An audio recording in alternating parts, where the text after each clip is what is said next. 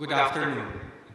Welcome to the plenary panel number 3, where we will be presenting updates on the 6 regions of the International Medical Informatics Association.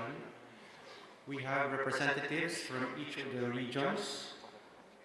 I will be introducing them right now, one after the other, in the sequence of their presentation, after which they will go on stage, one after the other. Go back to your seats, and then after Dr. Jim Simino, we will all go to the stage for our panel discussion. Please save your questions. There will be space later on for your queries. So our first presenter will be Professor Chen Xu. Can you please stand up? A big hand, please. National Taipei University of Nursing and Health Sciences for the APAMI, or the Asia Pacific Association for Medical Informatics. Professor Xu. The second presenter will be from FMI, Dr. Thomas Deserno. A big hand, please. Thank you. Our third presenter is a representative from Helena, Dr. Lynn Hanmer.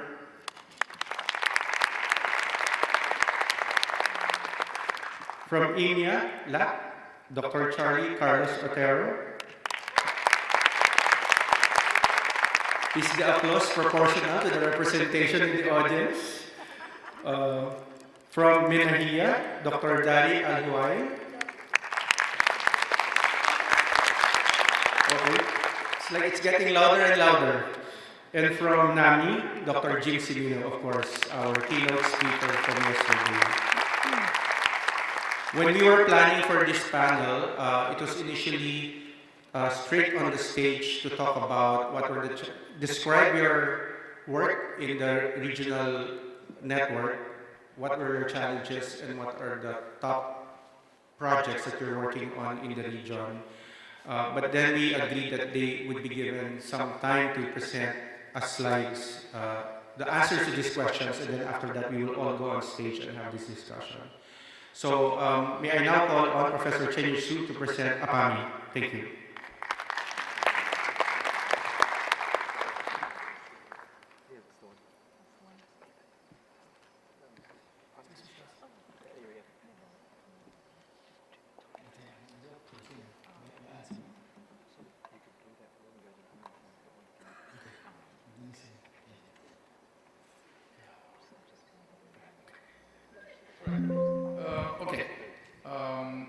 I prepared too many pages, but I think Dr. Evan told me that we will make this shorter, and so I will go maybe spend 10 minutes for that.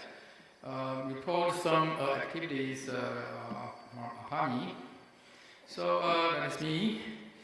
Okay, so we will do some update and some activities. So I think everybody knows about APAMI, so that is our member and our corresponding members. And okay, we're transferring leadership 25-26. So currently, Dr. Alvin, who is our chair, and I'm the past president of APAMI.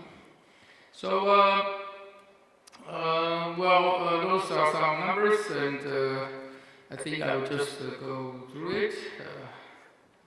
All right. One very important thing is that we have these international activities in Taiwan. That is one of the 2023 as APAMI international. We have 22 APAMI in Taiwan. So those are participants, and the 24th we have international activity that is also in Taiwan, and we have this conference working with the Joint Conference of Medical Informatics in Taiwan 2024 with Dr. Alvin, and those are major participants and the presenters. Some slides. So one of most important activities we start to think that we should have Asia-Pacific fire interoperability connections network established. So GA meeting, yes, we have also a GA meeting today, and 24th we have APAMI in Philippines. those are the pictures. I will just go quickly. Okay, I think Dr. Evans already reported that on that. Okay, so that's our report. So some very important things also we collaborate with this our partner is AHIN, the HIE Health Information Network, and we built a so-called Standard and Interoperability Lab, Actual Communication Interoperability Lab, COI, and in different countries, for example in Taiwan, we have this so-called Standard and Interoperability Lab, Smart Healthcare Center of Excellence Taiwan. Alright, those are the labs in different countries. Okay, so some very important is that we would like to enforce the interoperability of personal health record is on the functional interoperability and also semantic interoperability, so that we can use the information, we can exchange the information and we can use the information. So that is our proposal. So we would like to build international patient summary. These suggestions also I proposed to the APEC this year. I just come from Korea. We would like to build IPS for actually to use. Okay, that is the okay. Alright, so for example, that is what we did. For example, that is one example. We have a blockchain file based cross-country personal health record. This one is blockchain based, and we use file for the format, and we can build lots of tools on this blockchain to support the application of our PHR. Such as the exercise dietary biosignals. We also publish this paper with different countries, including Thailand, India, Philippines, and Hong Kong. Okay, some papers we published together. That is showing that we do have some collaboration in Asia Pacific area. So we can support. For example, we also, based on that, the blockchain, the PHR, we have this infectious disease surveillance and a case tracking system for COVID-19 in that period of time, in the pandemic time. So based on this blockchain PHR, and also based on that, we create a so-called vaccine passport. It's also a blockchain-based architecture for secure, privacy-enhanced this vaccine verification platform, also published in journal with different countries' support.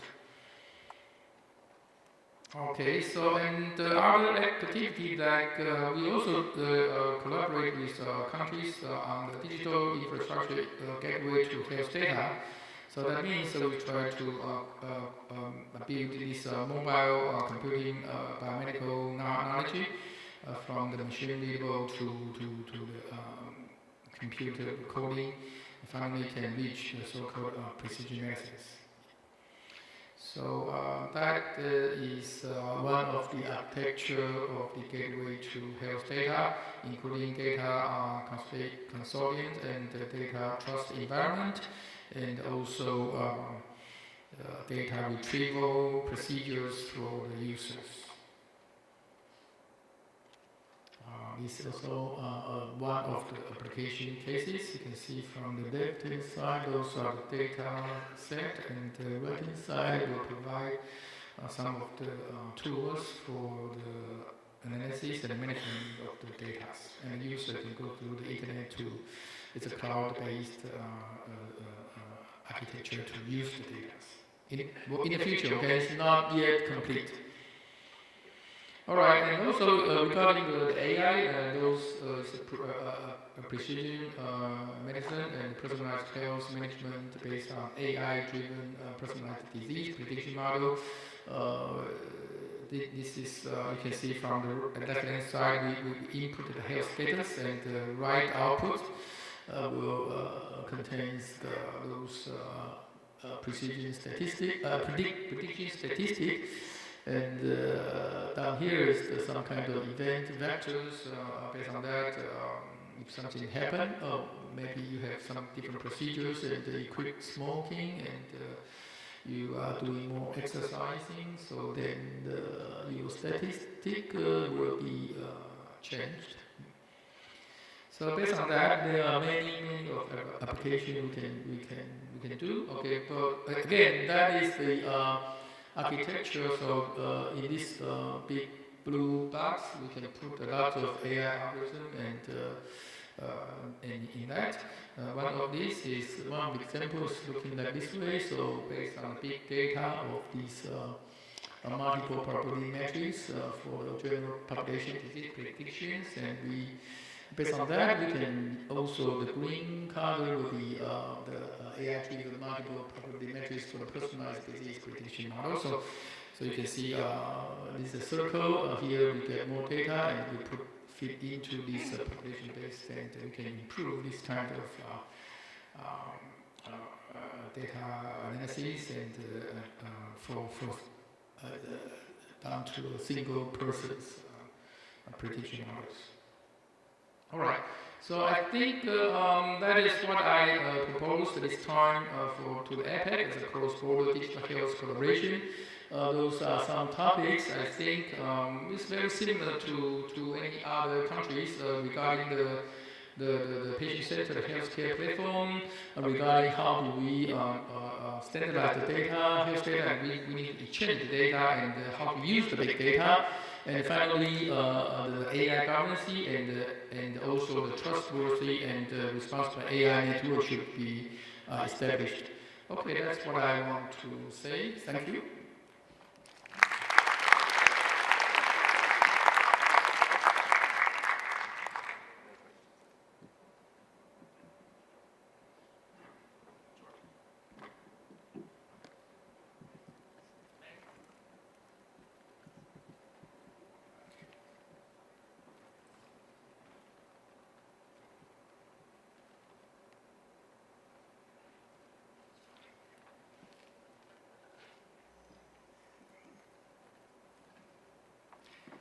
Good afternoon, ladies and gentlemen. I'm Thomas de Zerno, and I'm here to represent EFMI, the European Federation for Medical Informatics. I'm from Germany. I'm at Braunschweig University with the Peter L. Reichertz Institute for Medical Informatics. Well, EFMI, European Federation for Medical Informatics, was founded in 1976 to advance international cooperation and dissemination of medical informatics on a European basis. Our goals are to promote high standards in research, application and education, of course, in medical informatics, and we function as the autonomous European Regional Council of EMEA. EFMI is the past president. I have been EFMI president in 2022 until 2024. The past president automatically becomes the vice president in EMEA for representing Europe. Today, our president is Lars Linskold. Now he is active or will be active in this position until 2026. EFMI has about 30 national societies from the European countries. We have about 20 institutional members, which come from academia, industry, and non-profit organizations, and that counts roughly 3,200 individuals. The projects, which is, well, actually, we have been asked to answer 3 questions. I came to that later, and I hope that Alvin had introduced these questions. Yeah, but the project is a new thing with EFMI. I will go in detail there, but the point is that EFMI is acting as a third-party funded projects and as an institution, which has not been was not doing before, and I will also report about Young EFMI, a particular working group that we develop further in order to well, meet the goals which are addressed with the questions. But now, the first question I was asked, what is the most urgent digital health problem in the FME region? We don't have an FME agreement on these points. Well, I can only answer my personal vision, and that is the reason why my picture is there. So it's not an FME vision, it's my vision, or my opinion. And the point is, as I already also addressed this morning, I'm afraid that our health systems are about to collapse, in particular in Europe. We have more and more elderly people who are itself becoming older and older. You see how the age pyramid is developing until 2070. On the other hand, we have fewer health professionals.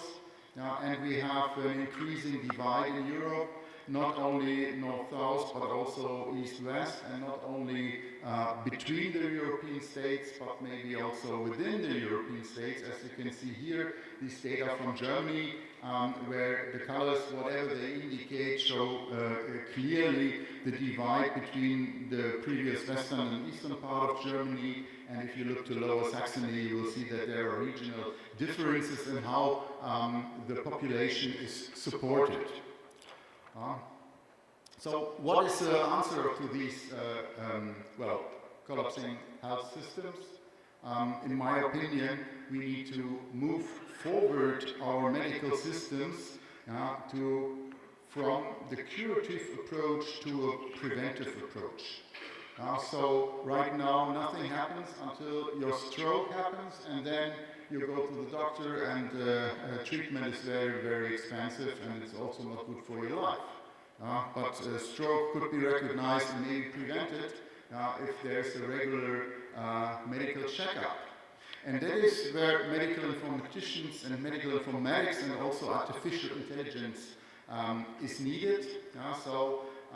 This figure here shall show the entire lifespan. I don't know whether we have a pointer here, no, but anyway, the entire lifespan, from birth to death.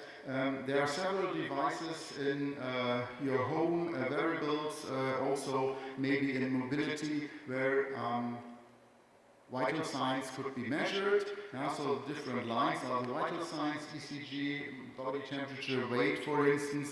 That is recorded once in a while using different sensors. So we need artificial intelligence for this sensor interfacing, data fusion, also to create individual profiles, and then see when trends are approaching and establish early warning. And the second point, I think, is what is called One Digital Health. That is, this approach is not only to combine data from humans, but also from animals and the environment. And here's just one example visualized. So suppose this lady here has a smart watch, and the dog has a smart collar, and now something happens. And the smart watch is recognizing that event, and usually you have at the smartwatch then a 30-second period to disalarm the watch or to confirm the alarm. But of course the dog would react if the lady falls down. And that would be registered with a necklace. And the necklace then is coupled with the smartwatch and confirm the happening. So that is what could be possible.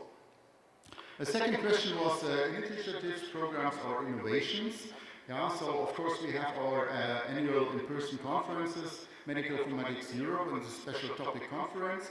But what I mentioned in the beginning, we are now really active as partners in research projects. And the four running projects where FME as an institution is partner are listed here. You may check them up in the internet. The overall total budget of 1 million euro for FME, of course expanding for the things. And for that, bylaws was changed, and we established another board position, what we call the scientific project officer. Theodoros Avantinis is voted there starting with 2024, and we also have established guidelines to make this process transparent regarding how to apply for that, how to conduct these projects, who is responsible for that, and also the reporting of the outcome. Another thing is what WHO Europe is doing. Maybe we don't need the sound, it's just the music. You can put on the sound, not relevant.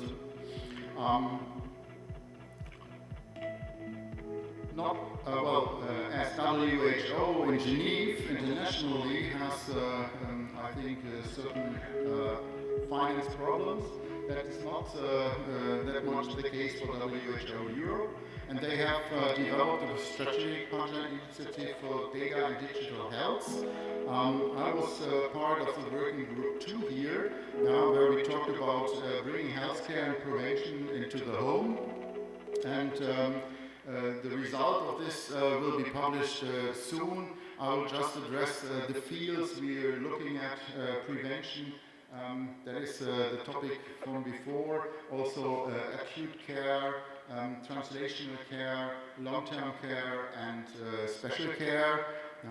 These topics are systematically analyzed, and in order to improve the private homes and have patients longer staying at home. And the third question was how to cope with gaps in skills, leadership, and sustainability. And for that, I want to mention the Young FME Working Group that became a new chair, Oscar Tambouris, in 2024. And Oscar developed an educational initiative in order to promote young scientists in Europe and what is called the Assembly Sphere of Medical Informatics, or ASMI. It is a hybrid 2-year program, especially developed in order to facilitate medical informaticians. Some in-person classes, which are done at MIE and SPC conferences. Very detailed curriculum. I will not go into details of that, but just to show that there is one. And the official start here is in October with the SPC in Osnabrück. I got the sign, the time is up, and that was my last slide, my last word. Thank you for your attention.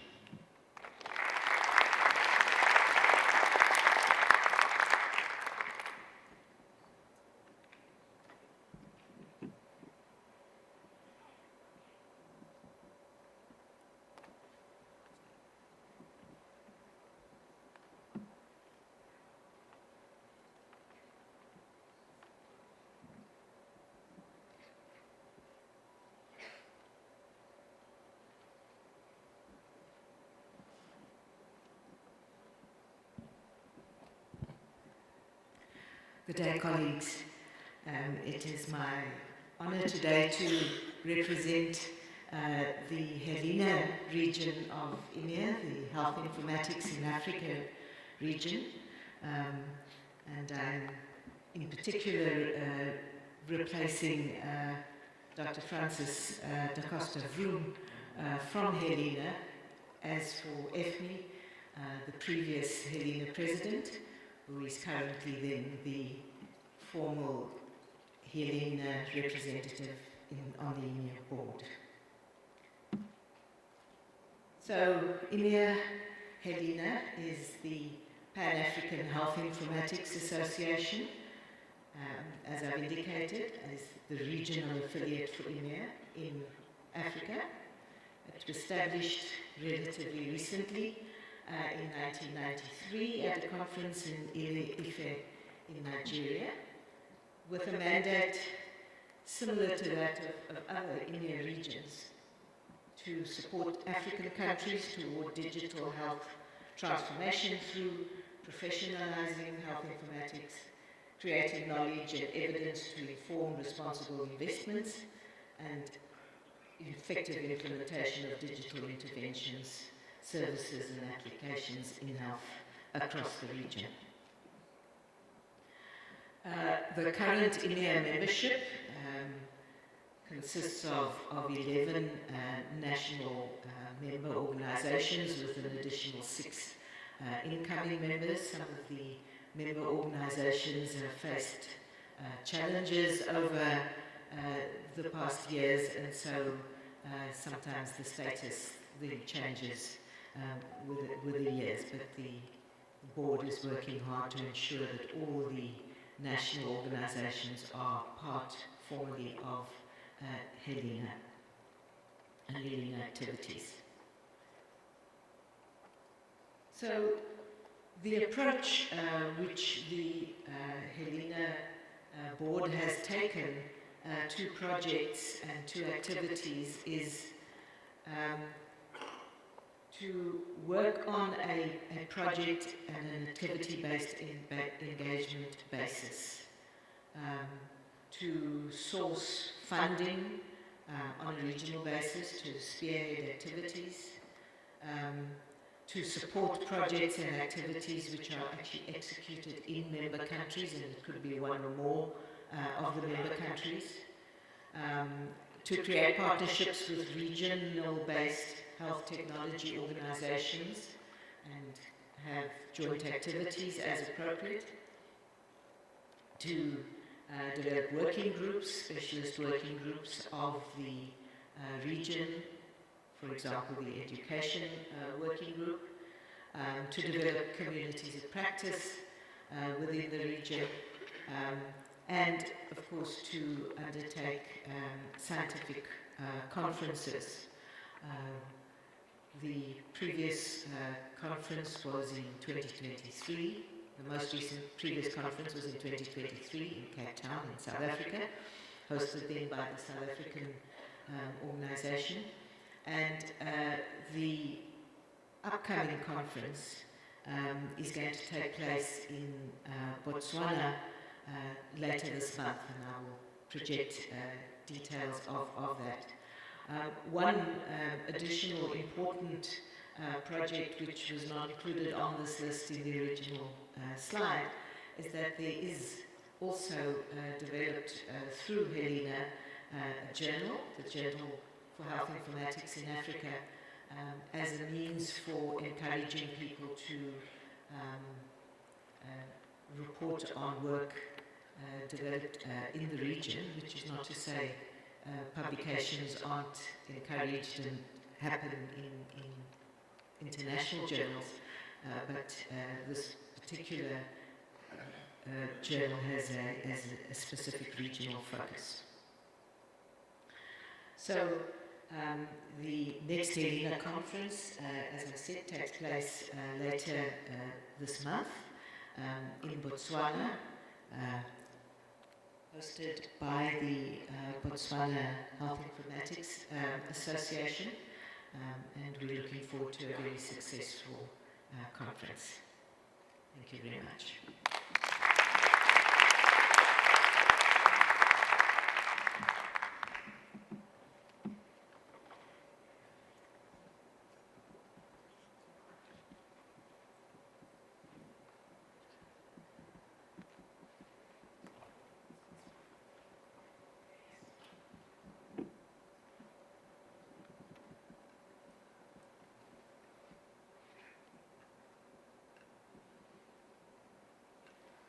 Hi, good afternoon, hola a todos.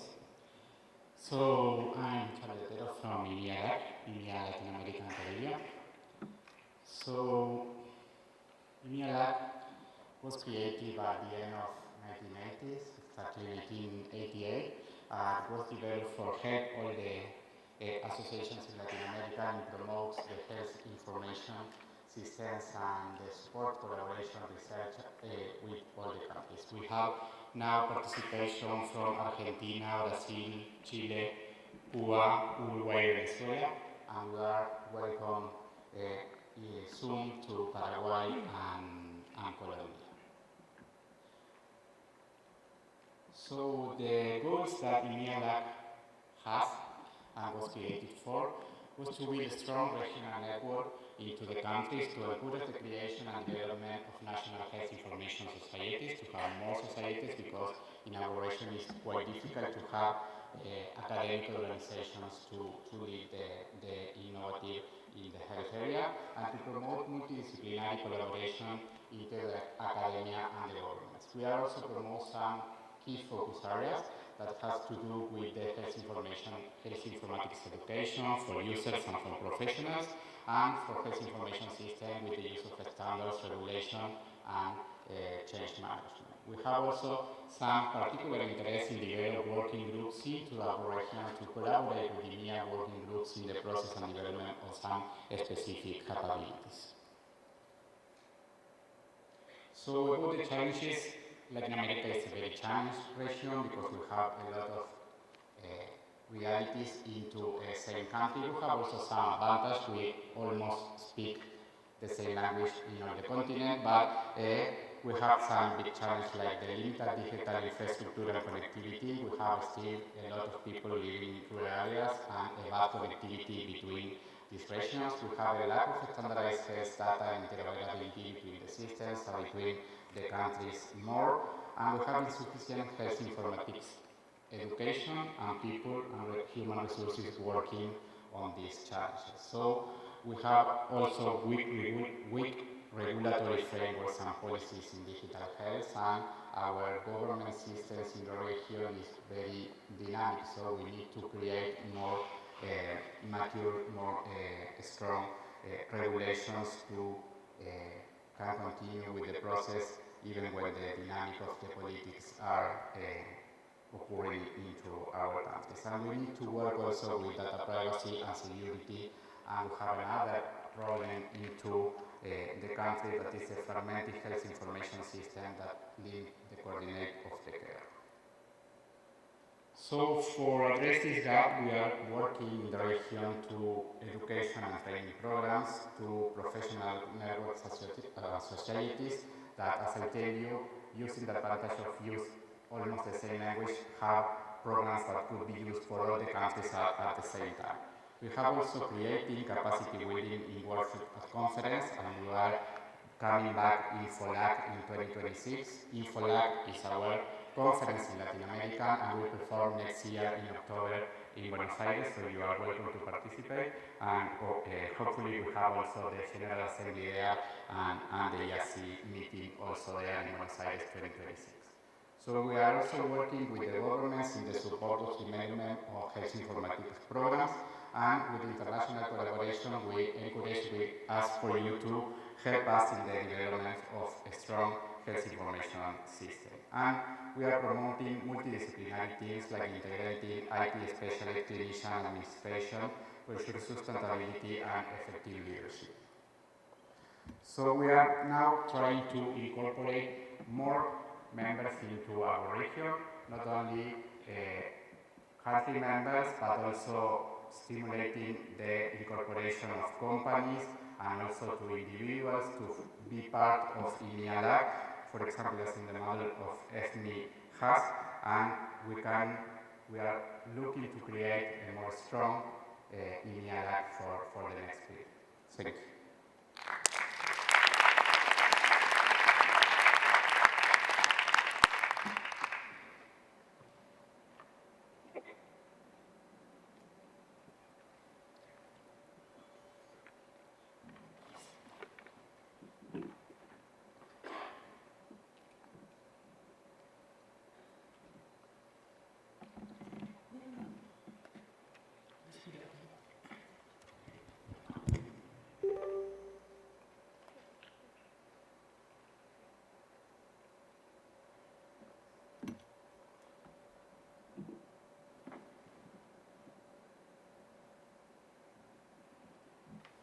All right, good afternoon. Thank you all for being here.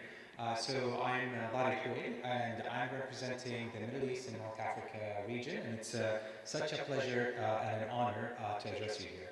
So you're going to see hopefully a common theme, because thanks to Carlos, I borrowed the same set of slides, and it was easy on from there. So for those of you that may not be familiar with the region, So Minahia, with respecting the borders and everything, we're not going to get into politics. But this is kind of the area, the geographic area that we sort of look at and cover. We have about 7 society members. This 2 days ago, unfortunately, we lost one, but hopefully working on regaining, more and more members into, our, if you will, region to hopefully strengthen and address the challenges, if you will, collectively. So, it goes without saying, unfortunately, in our region, there are, many armed conflicts that are hindering implementation and sustainability, as you might imagine, or, probably are following on the news. There is fragmented infrastructure and systems. Many of the countries in the region actually lack either a national electronic health record or a connected health record of some sort on a national level. There are nations where they're very advanced, and there are nations where that's not necessarily the case. And even with that, depending on the nation, you might see that on a variety of levels. Also, we have a shortage of trained professionals in the workforce. We cannot have as many professionals as we'd like to. There is weak legal frameworks for privacy and data protection, so share that with any Iraq. And sometimes it's not about that we have nothing, but it might be hindering or stifling, if you will, the innovation, and we leave it to the interpretation of whoever is implementing. We also have limited local research and lack of evidence-based digital health strategies, right? So I wish we could be more publishing our work in many journals. It's not about the journals not accepting the work, because I continue to publish, on a personal level, but I think it's that we don't have the proper infrastructure set up for that. And there are various, if you will, digital literacy gaps, whether this is on the practitioner level or even on the consumer level. And we can look at it within, our region, or maybe within a particular nation, right? So maybe you go to a city, highly literate, and you go to another city, maybe not so much. But enough of the challenges, because the challenges will always be there. I'm super excited about, what are the opportunities, what could we be rallying for, what could we be doing jointly. So investing in national interoperable electronic health records, I think, is something that is a must. In parts of the Minahia region, there's called the Gulf Cooperation Council, the GCC, right? So the nations of the Gulf, pretty wealthy. And the nice thing about the Gulf is we actually do have an organization that actually tries to set up some standards, and they're looking into digital health, right? But I wish, for this to be hopefully across the region. Launching more and more training programs. I know I'm biased here, but a shout out to my colleagues in Zeman, a not-for-profit organization that have been doing this for 8 years now in the region, trying to promote workforce development and training. Enhancing data governance by addressing the necessary regulations that we need to adopt, again, without necessarily stifling innovation, but in setting that baseline that is very, very important for us to adhere to. And then fund, and I'll probably say this more and spend a lot of time on this, but region-led studies, and integrate these into the healthcare planning, where I think it's very, very important, because I believe digital health should not be treated as an accessory or an afterthought. It needs to be integrated in the planning very early on. And I hope we can preach this to as many people as possible, because sometimes we think that we throw enough money at a problem, it will solve itself. This is not the case. And with that, I'd like to remind you and invite you to the next MedInfo, which we have the immense pleasure of hosting in Dubai on the 30th of August to the 4th of September 2027. I hope we can see you all there. You bring more friends and family. This is my contact information. Thank you so much.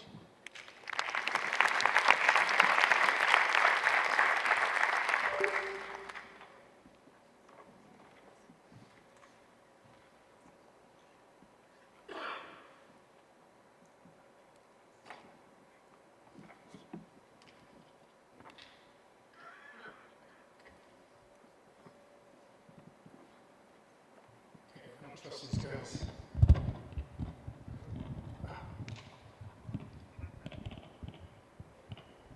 Can you? Thank you. All right. Hi, Jim Cimino. I'm representing North American Medical Informatics. And if you're wondering what that is, you're looking at it. There's no actual organization. It is a collaboration between Digital Health Canada and the American Medical Informatics Association to provide representation at EMEA. Okay, so we have managed to standardize on slides somewhat, even if we haven't standardized on health informatics. Thank you. And so EMEA is this is sort of our mission to lead the way in transforming healthcare through trusted science, education, and the practice of informatics. Through education, training, accreditation, certification, EMEA supports the current and next generation of informatics professionals by providing opportunities to grow professionally, fostering collaboration and networking, and expanding members' leadership opportunities. And we do a lot of this through our meetings and also through working groups in the membership organization. Digital Health Canada was formerly called COACH, and they have a representative as well to Amy Raza Abidi. I don't know if he's here. I haven't met him, but he's a new representative. And their mission statement is Digital Health Canada is a member-supported, not-for-profit professional association that connects, inspires, and empowers those enabling digital healthcare in Canada. Digital Health Canada fosters network growth and connection, brings together ideas from multiple segments for incubation and advocacy, supports members through professional development at the individual and organizational levels, and advocates for the digital health industry in Canada. Okay, so that's our very similar missions to organizations. So the slides were, as Alvin mentioned, was sort of a late addition to this, and I've put together kind of a laundry list of things. Let me kind of go through these and see which ones I'll talk about, because I certainly don't have time to cover them all. The challenges in the U.S. are that our healthcare is very oriented towards individual providers and provider organizations, and so there's a lot of fragmentation and interoperability problems with exchange of information. We're starting to overcome that through the adoption of standards. Burnout is a big problem in healthcare for healthcare professionals, particularly physicians and nurses, who feel overburdened by the process of care, and electronic health records are a big part of that effort. And so we in informatics feel that we need to be addressing that directly. Equity and digital divide, so we have haves and have-nots within the country who get access to care and don't get access to care. In my state of Alabama, we have a big problem with rural health care where there's, hospitals are closing. People have to drive 100 miles if they want to deliver a baby. We have a town that has 100 cases of untreated tuberculosis because there's nobody there to monitor the care of these people. So some huge digital divide. AA validation, we've heard a lot about that in this meeting so far. Public health modernization. Issues around privacy, consent, and trust. I think these are more universal. You know, a year ago, I wouldn't have had this on my list, but today, this may be the overwhelming one, which is political attacks on science, academia, and equity by our own government. You may have heard this, maybe you hear about tariffs and things like that, pale in comparison to what's going on in the attacks in academia. All the other things I'm going to talk about today, the things that we're working on, could be meaningless. They could all go away because of removal of funding. So that's probably, don't get me started. I'm already started. Canada. I don't really represent Canada, so I had to do a little homework to find out. They have their problems with fragmentation are not within local areas, but across provinces and territories. They have problems with interoperability, data silos, and apparently slow adoption or slower adoption of standards than in the U.S. But for the most part, the challenges they have are very similar. So initiatives and programs in the U.S., let me just pop through a bunch of these and see which ones are good to talk about. Some of these are more aspirational than effective. They've been set up. Consortia have been set up to promote various things. So trusted exchange framework for common agreement. It's really a network of health information exchanges, and that's actually started. So that health information exchanges are established usually within states, and so now there are 10 networks that have been established to bring those health networks together, and maybe we'll get all 10 of those to start exchanging information. The United States Coordinator for Interoperability is a consortium to establish minimum standards for the kinds of health data that can be exchanged, and the standards for both coding those data and structuring them. Food and Drug Administration is promoting the use of real-world evidence, which is really, when you look at it, is the reuse of electronic health record data for research purposes. Aim ahead is, let's see if I can get that, it's the artificial intelligence and machine learning for the advancement of health equity and researcher diversity. This is funded by the National Institutes of Health, and they have a number of cores that they've established for leadership, infrastructure, and data and training to empower researchers for the development and dissemination of artificial intelligence technologies.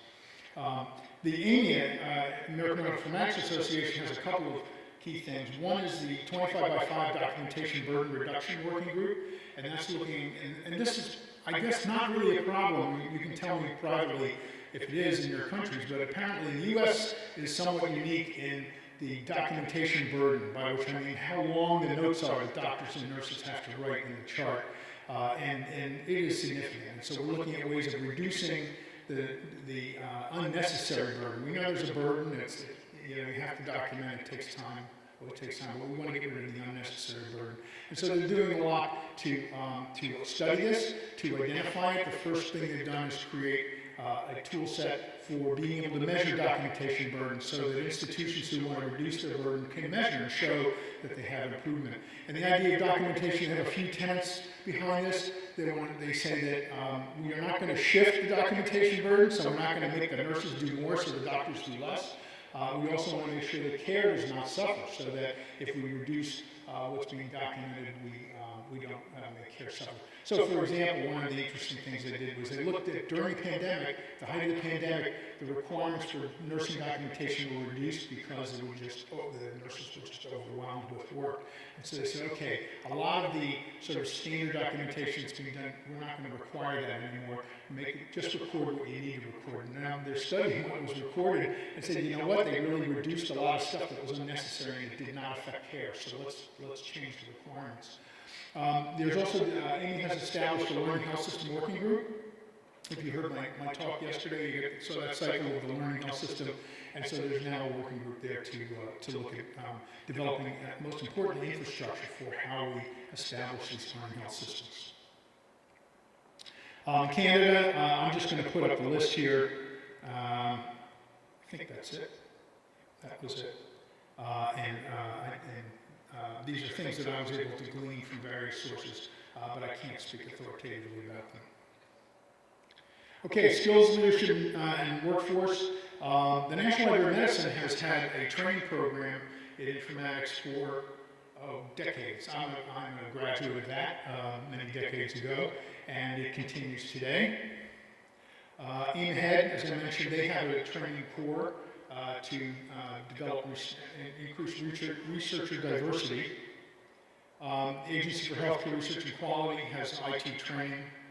The National Science Foundation and the Centers for Disease Control have informatics fellowships. And then India has had for quite a while a 10x10 program. The 10x10 program was the idea of increasing the number of informaticians by 10,000 over a 10-year period. That 10-year period has expired. I'm not sure they got to the 10,000 themselves, but they sponsored a number of online courses. They're mostly virtual. They have some face-to-face participants to develop people at various levels of skill in informatics. And AMIA's work to develop a clinical informatics board certification. And this is actually a typographic layer. I realized it's so AMIA. We are sort of working on a leadership academy that's in the works. We haven't developed that yet. But this was actually the Women in AMIA has a leadership program, and the academy was Academy Health staple on it. But the Women in AMIA developed a program, a multifaceted program for advancing leadership in women in informatics. And then Bridge to AI, which is related to the AIM-HEAD program, has developing a workforce task force on equity, diversity, and sustainability. Okay, so you want to know more about AMIA, come to the AMIA Fall Symposium if your travel budget recovers in the next few months. It's in Atlanta, Georgia, so it'll be nice and hot like this. And happy to take questions afterwards. Thank you.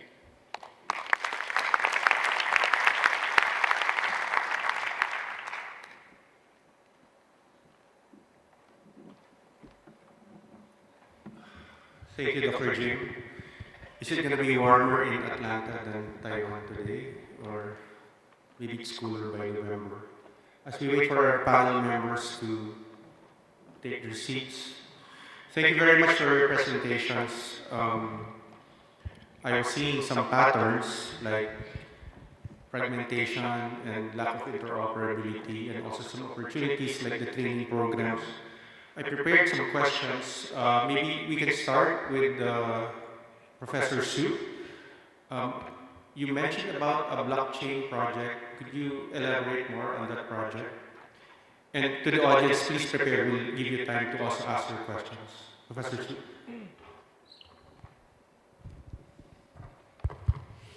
Okay, the blockchain, at the beginning, we designed the so-called mobile personal health record system platform, and hopefully that kind of health record, personal health record PHR can be cross-country. So so that the idea is that at the beginning we try to work with the different hospital and those even hospital from different countries, and we found that it's so difficult. This is almost impossible for just some small research group like us to complete. So that we say, why not at least we build architecture, so that the idea is that, okay, first of all, we need to fulfill the Azure 7.5 data standard, and next is that we build those blockchain platform. So the good things is that the blockchain platforms are decentralized, so just like based on that, we can put the authentication and all kinds of control will be on this blockchain architecture. So, for example, I need to, if I want to work with Dr. Evan from Philippines, we want to exchange our personal health record. We just need to make sure the blockchain is already there, and on both sides we have this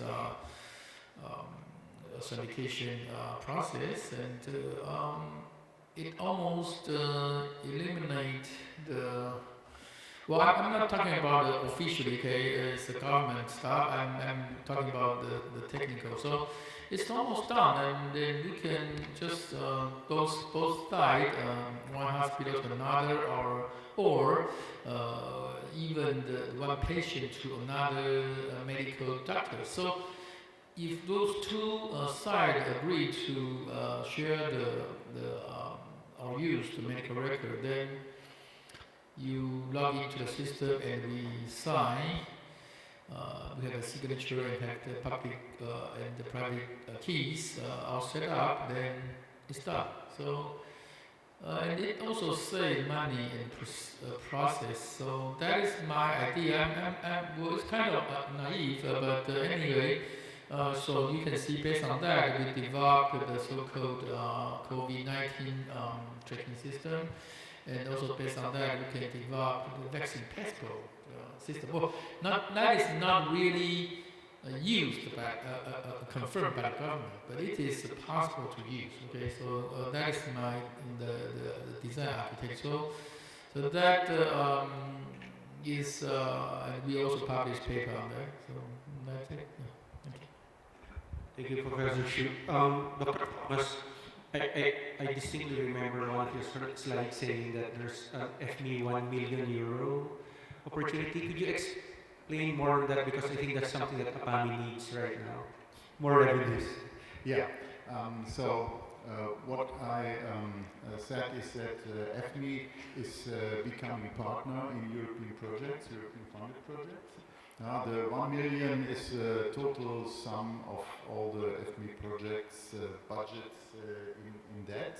It is not that EFMI gets 1 million from nothing. Yeah, it is actually that EFMI as an institution now needs to hire experts, and which are then contributing to these European projects. Although all of you might know that these projects have a certain overhead, and the idea, of course, is that EFMI as the organization benefits from that overhead. And this, from my point of view, and all these things have been formalized during my presidency, it is risky. So what happens if, for some reason, in one of these projects, at the end, European Union wants money back? That will not be covered with the fees of the EFMI members. So that would be the end of EFMI. And so we established insurance for the board who are responsible, and we established what I mentioned, guidelines how this can work.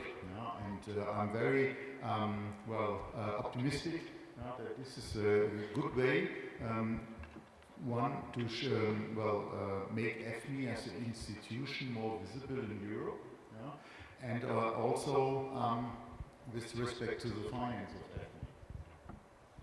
Thank you very much.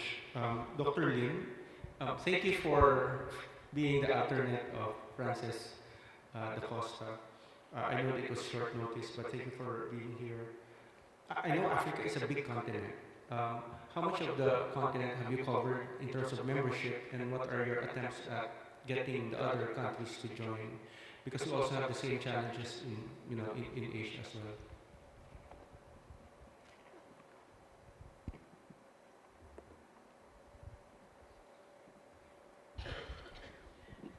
Thank you,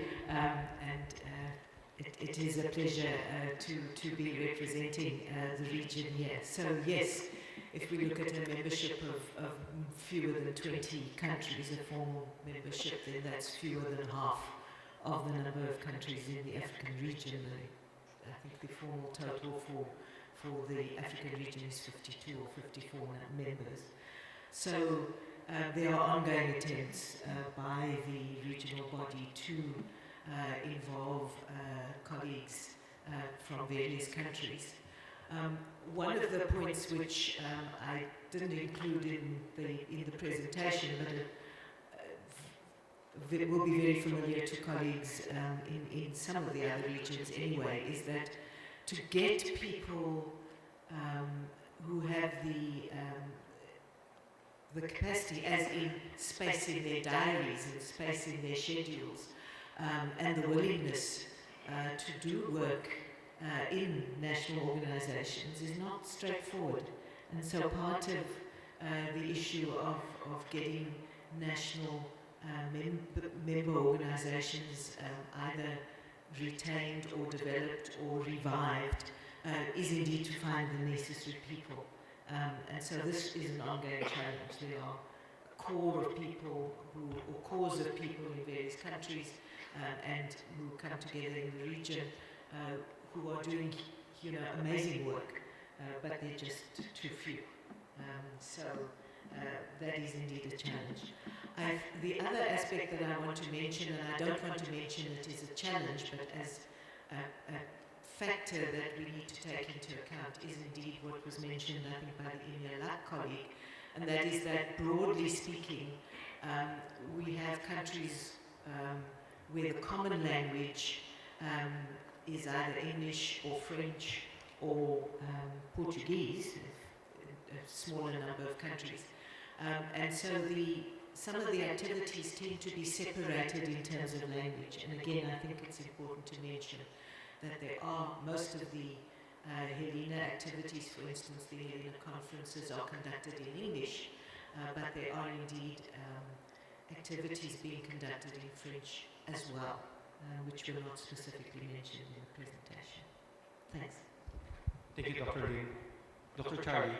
I saw in your slide about the multidisciplinary approach that you're taking. Could you elaborate more about how you're now engaging the IT group within the region to be more active? Yes. So one of the main goals in Latin America is to create more strong teams in the idea to go to better system, because we don't have enough human resources. We are trying to work with more transdisciplinary teams. The idea is to create programs that could be, and this is difficult because when you are going to formalize in our region some education programs, you have some very structured forms in the way that you are education. So you have the School of Medicine, you have the School of Engineering, and in the way that you can create programs that involve both, you need to create some new structure to come give the participation to all. So this is one of the challenges that we are working in the region. We are working since our place in Hospital Italiano to create programs that welcome everybody in the same program. So to the idea to share the information between the different disciplines and to create real transdisciplinary teams. So this is one of the things that we are working in Latin America. We have some also experience in Chile, in Brazil, working in that way, but we have still more need from the academia to this kind of flexibility in the way that we can set in the different schools different profiles to be part of the health information world. Thank you, Dr. Charlie. Dari, I'd like to apologize. I forgot to take a picture while you were presenting. Oh, no. So we should take a picture later. I know, right? No pictures. You mentioned and highlighted one of the challenges you're facing in your region, which is the shortage of trained professionals. How are you dealing with that right now? I think that's common across all of the other regions, but I'm more afraid because you have the resources in Minahia to actually get these trained professionals. But what's causing the shortage from your perspective? Well, let me try to dissect that. So, the statement of Minahia having a lot of money, I don't think that's absolutely correct. I think it's disproportional, but there are definitely some nations where we have a good amount of money and we're spending quite a bit on healthcare. And there, other nations maybe not so much, right? And they don't have that, if you will, as a resource. Now, if we take away the factor of the money, I think then the other issue comes in is the understanding, right? What actually is informatics? And I know maybe perhaps, in other regions, this was figured out, a long time ago. But oftentimes, informatics equals or equates to information technology, and people think that just because I know how to put up a server, launch something on the cloud, or taking care of the network, and I work in a healthcare facility, that all of a sudden I'm an informatician, right? And I think that's a challenge. And the beautiful thing about informatics and how we operate is we're very inclusive in our thinking. We need to bring everybody on board. And I think until we have that, we're still going to struggle. But so that hopefully paints a picture. Now, what we've been doing throughout, various regional events is trying to distill that, whether this is through discussion panels, workshops, or even trying to promote this in the local, if you will, scene, media, blogs, what have you, is trying to explain that, listen, everybody has an important role to play. There are differences in terminology that we all need to agree on and say this is what informatics is and this is what it's not. And then from there, we're trying to address that problem. Now, are we where we are in other regions? Probably not. But maybe this is also can be presenting itself as an opportunity, because maybe we don't need to have to make the same mistakes that others did. Maybe we jump right into, hopefully the bright side and actually get to do it. Hopefully that answers your question. Thank you. Dr. Jim, the shortage of professionals and the training programs that are available from North America, can that be a good match in terms of capacity building that the North American EMEA and Digital Health Canada can offer to the other regions? Well, I think there's a number of different types of programs, and they are often a little confused in their terminology. As Dara said, you know, there's oftentimes health IT is called health informatics, and so we find that people who are being trained to, you know, to operate health information systems are being called informaticians or informaticists, and that gets confusing when you're looking at people who you're training to do research in informatics. So there's a lot of overlap in there, but we're trying to find ways to certify people in understanding the fundamentals of informatics. So when they go out in industry, they're not simply saying, oh, we're going to write a computer program to do something, but we're going to understand what the information science is behind this, so we can do things like evaluation and outcomes analysis, that kind of thing. A lot of the training that happens is in academia, so PhDs, master's programs, postdoctoral fellowships, to train people who are going to go on to do research. And so there's a disparity there. The National Library of Medicine's program is about research, is training people to do research. Otherwise, people are doing, institutions are doing their own training programs to bring people up to speed to do, for instance, to be chief health information officers, or chief medical information officers.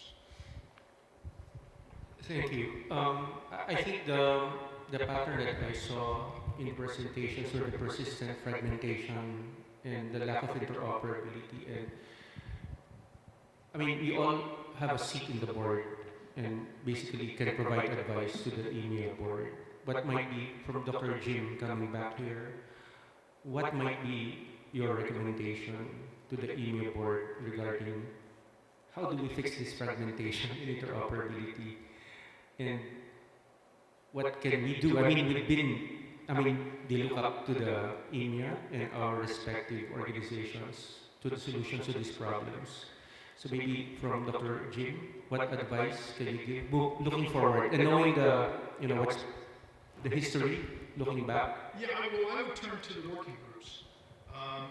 That's where the workforce is really, and is where people actually come together and talk about informatics and get things done. The organization, the EMEA leadership is about making sure the organization is sound, that we can have our meetings, that we can, bring people together to do this. But the working groups, I think, are the place where things really happen. So I would look at, for instance, working group on codes and structures. I think the working group 6, if I remember right. What can they do for interoperability? And there may be actually ways to get the working groups to interact with each other. I think that's where I would start. Daddy? So, working groups, yeah, definitely. The working groups is I guess the kitchen of where all the magic will happen, right? But I think also we're doing it, aren't we? Why are we meeting at MedInfos? Why are we having poster sessions? Why are we having all these, fantastic presentations and the interactions? And if you allow me, but how many of you, this is your first MedInfo? Raise your hands. First MedInfo? Really? Okay, Lars? Really? First MedInfo? Okay, I'm not sure. All right, but so for those of you that this is your first, please use this opportunity to network, get to know other people, because I believe this isn't this the spirit of what AIM is all about? Is networking all these organizations, bringing these efforts, learning from each other, exchanging ideas, because I think. And there are working groups for those of you that may not be aware, right? So working groups, we come to these meetings, and I think that shared and open-minded sort of approach is what really keep continuing, I guess, in the board, please. Thank you.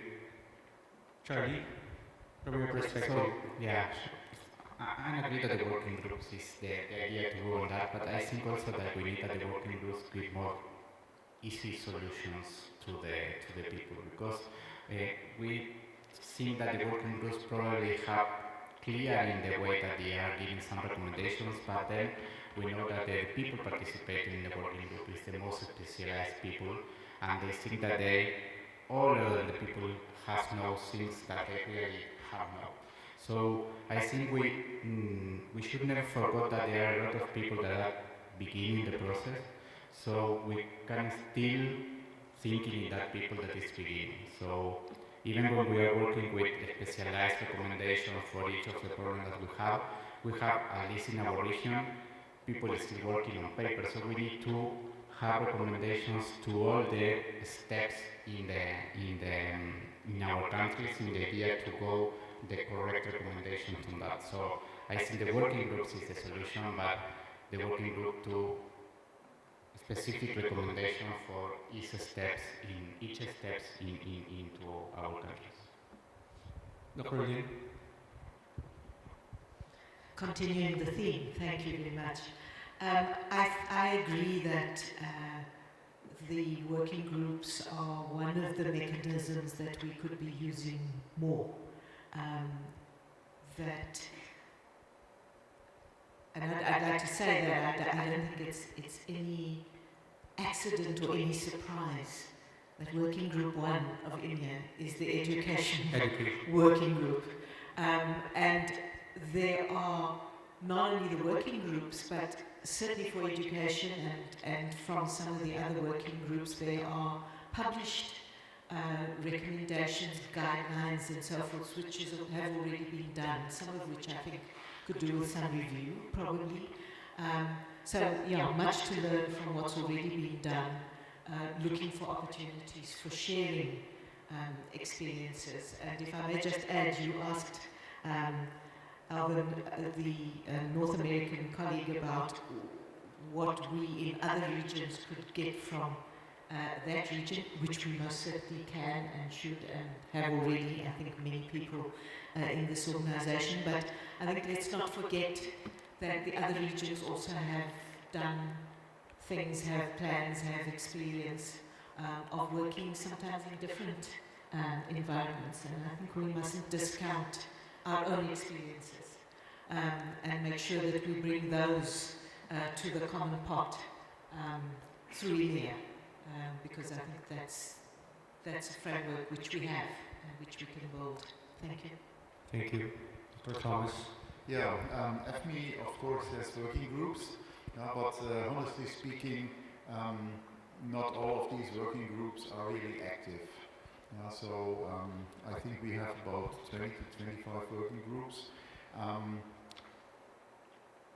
From my point of view, the reason for that is the dilemma I think all of our organizations have, that FME is an organization where other institutional members are members and no persons are members. So we don't have personal memberships. We only have institutional memberships. And for instance, the German part would be GMDS. And again, there are working groups, there are active people. Yeah. The idea to connect these working groups from different national societies actually is quite difficult, because nobody knows who is doing that. And sometimes working groups in, for instance, Spain, of course, the web pages are Spanish, you will not find the information. So we did some action in order to improve the situation. We support, for instance, active working groups with publication fees if they publish under the name of FME, and we also try to establish a database where actually these 3,200 members that I counted in my presentation are somewhere findable and interconnectable. Thank you. Before we ask Professor Shi, can I ask for a show of hands? How many here are active members of working groups? Quite a few, yes. How many here want to become members of working groups? I think when I was a young member of APAMI, because we joined in 2000, that's how I learned more about the other. That's how I met Charlie. We were together in the Health Informatics for Development working group. And then I met Dr. Shinji Kobayashi from the open source working group. It's a good opportunity to get to know more about the other members of EMEA. Of course, you need to be a national member to become a member of EMEA, but through your national organization, that's your opportunity to become part of a working group. Professor Xu, is there fragmentation in Taiwan? You have the best UHC, Universal Health Coverage System, in Taiwan. Okay, well, before that, I will say something about the working group. Okay, yeah, a group of people get together and we want to do something. So we need to set out the goal. So there are several key points, like we need to have education, right? We talk about that. We develop the technology, and we also need to think about applications. And the most important, we need to have some kind of funding. I think that is very important because we do have a group of people, but just like I work with Dr. Elvin, we do have those make or take, right? There's funding, so then we can start to really working on something. So the funding is also very important. So working together and set up three parts: education, technology, and application, and we try to get together to apply some kind of project, so that we can really do something. Okay, so back to the fragmentation. Okay, yeah. In Taiwan, it's a very special case. We have this so-called national health insurance. Okay, we solved that. There's the fragment. So the national health insurance, that is a driving force, because we launched this NHI in 1995, and at the beginning still partially in paperwork.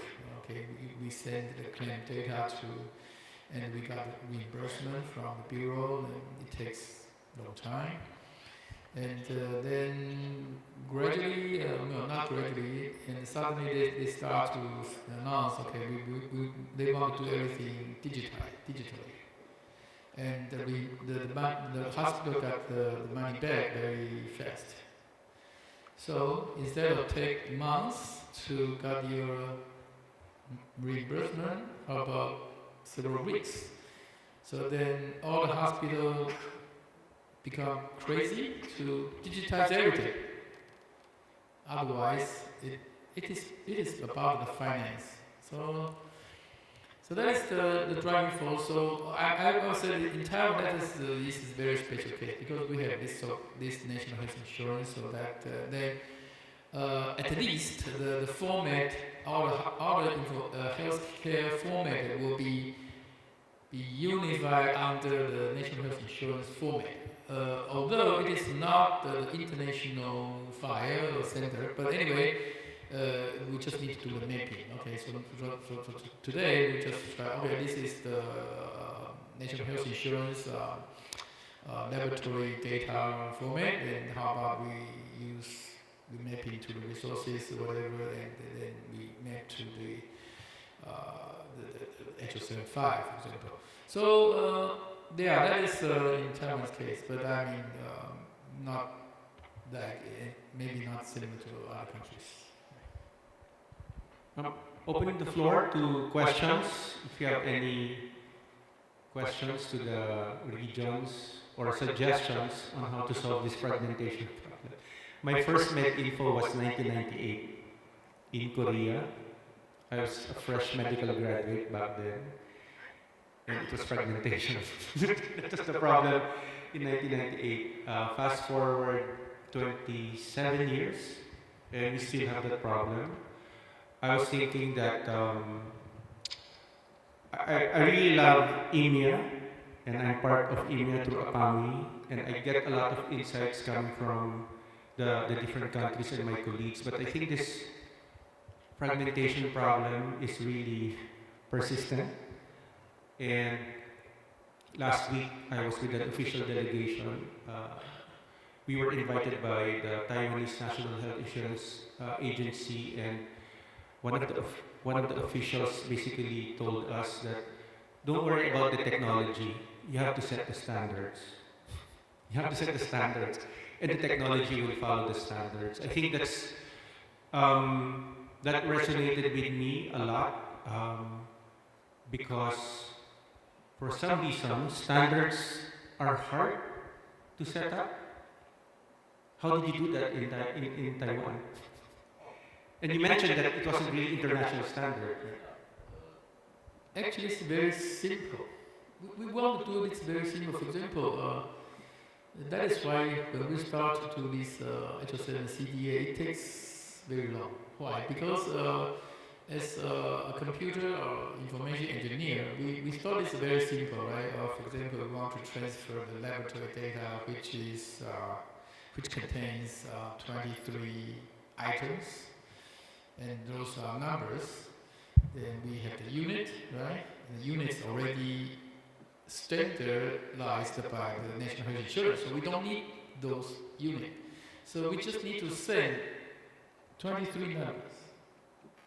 So maybe we put some slash, some special character in between, and send it out. It's done. So when we see, oh my God, CDA, we need to create so complicated format. But anyway, it's okay. I mean, because we already have this data, we can map into those CDA 2.0, 2.3, whatever. Then today, even a little bit more effort to the file, but anyway, it's still working. Oh, by the way, and the coding and the logic, right? For example, laboratory, we need logic coding. So yeah, we supported by the CDC. They support a lot of logic coding funding. So it's okay. So we use logic and already have the format. And we transfer to the national standard, international standards. It's not so difficult. So can I venture a guess that the way it worked here is because there are standards and there's financing and positive incentives because of the adoption of the standards? I think. If you don't follow the standards, then you don't get paid. Yeah, you guys don't like to pay. I think from the Indonesia and Malaysia, I think they went after they have this national health insurance kind of thing, maybe in Philippines. So it like just this driving force that just I don't know, it's force those hospital or kind of healthcare giver institution to digitize everything and yeah, that is. Any similar efforts? Question, yes, Evelyn, sorry. Okay, when I was listening to you, what's obvious is we all have the same problem. And I'm looking at what is the biggest limitation stopping us from really solving this problem. And from my perspective, it's people, and it's primarily big decision makers. It's governance and finance. What can India do to influence some of these decision makers so that we're going into the right direction to really solve these problems? Thank you, Evelyn. That's a hard question.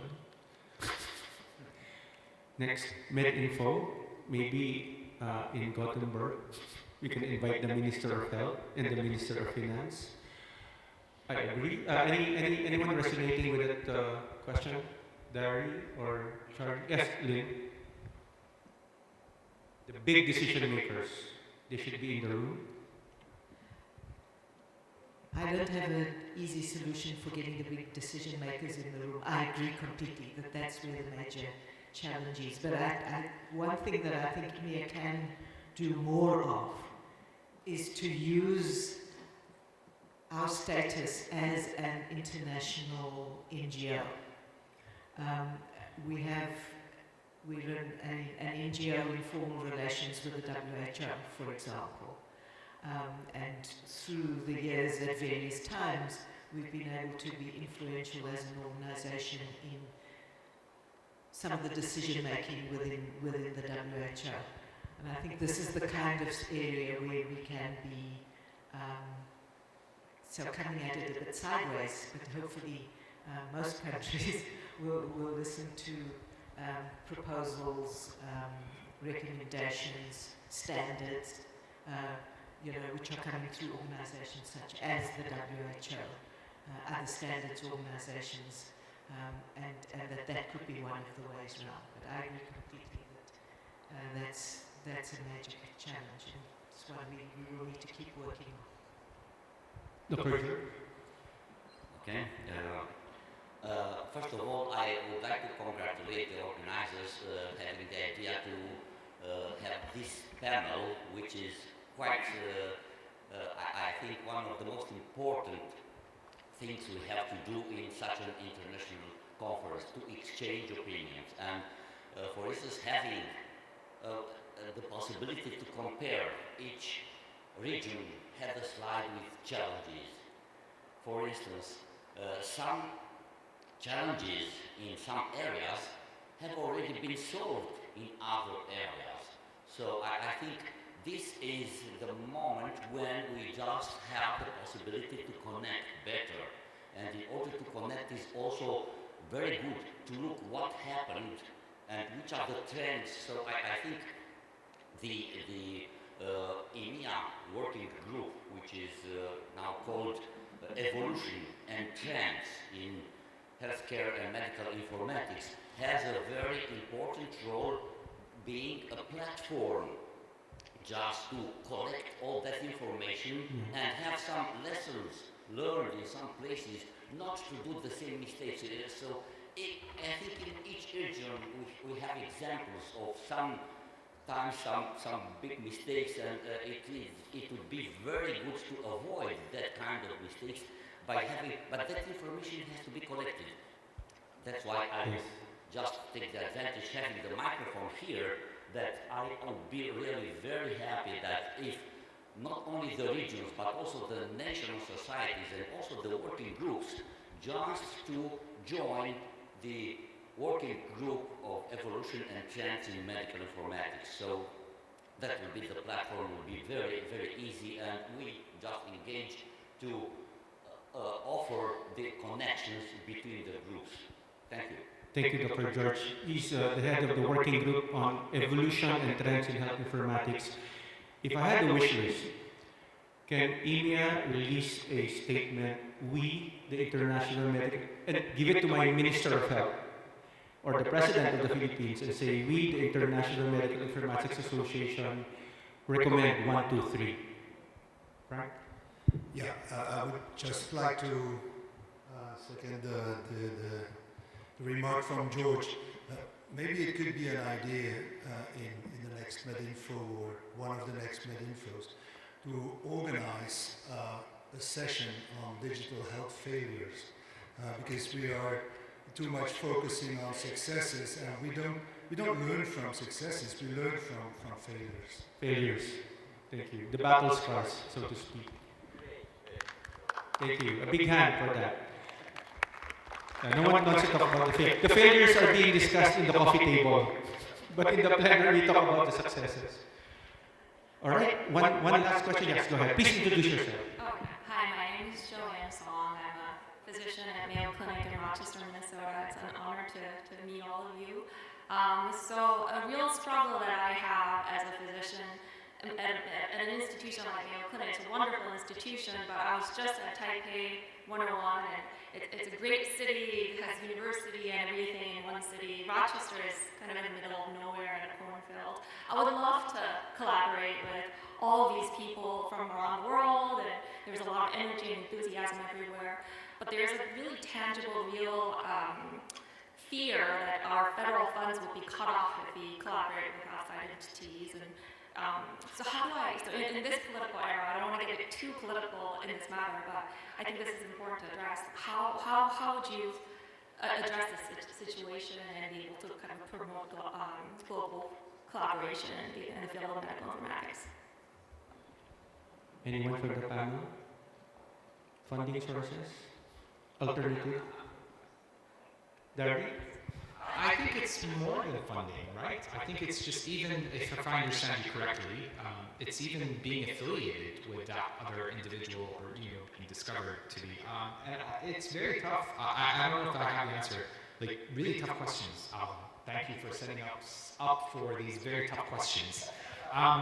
But So I think everybody would have a different answer. I think, if possible, depending on what it is that you're working on, maybe trying to do things in a subtle way would be one opportunity. But then also, I think being open to the other individual or individuals, like this is my situation, you still genuinely want to do this work, but maybe there's some red tape around it. And for the longest time, and I'm gonna start Jim here, but for the longest time, I really have appraised, I studied in the US, I did a lot of my training in the US, right? How the expenditure on science, on research, and all that amazing funding, and I was trying at least in Kuwait to say, okay, maybe we should, believe more in science, believe more in trying to do these cool research projects. And I was pointing the finger out to other nations, including the US. But now it is, I'm following, I'm a member of AMIA, it's very difficult.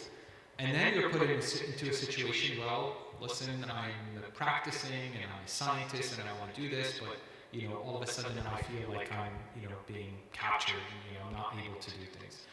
It's tough. I don't think I have an answer, but hopefully these are what I've been doing so far, and I haven't been in trouble. Thank you. So let me summarize. History is important. Funding is available in alternative sources. And let's talk about our failures over lunch. Thank you very much. A big hand to the panel.